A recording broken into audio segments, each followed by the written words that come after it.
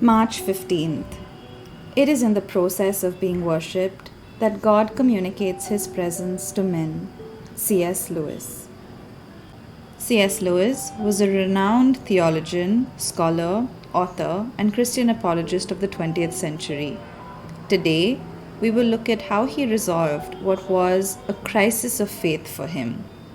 Why does God demand worship? In his book, Reflections on the Psalms, he writes, "When I first began to draw near to belief in God, and even for some time after it had been given to me, I found a stumbling block in the demand so clamorously made by all religious people that we should praise God. Still more in the suggestion that God Himself demanded it. We all despise the man who demands continued assurance of his own virtue, intelligence, or delightfulness. We despise still more the crowd of people round every dictator, every millionaire, every celebrity who gratify that demand. Thus, a picture, at once ludicrous and horrible, both of God and His worshippers, threatened to appear in my mind.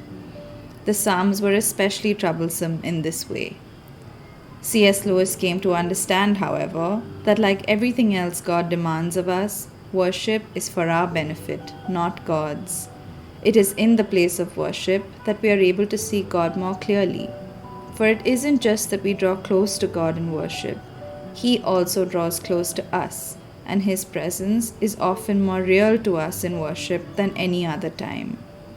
C.S. Lewis also realized that worship is the natural outcome of enjoying God, of a deepening relationship with Him.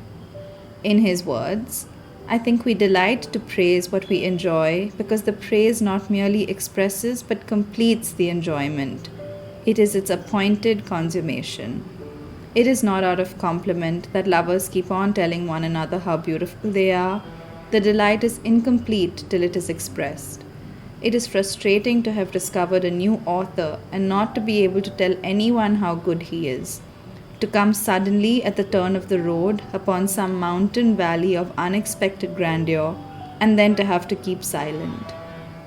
Today, tell God how wonderful He is, not because He demands it, but because it's how you feel about Him. And just rest in His presence." Today's prayer: Lord, may Your presence be tangible whenever I worship.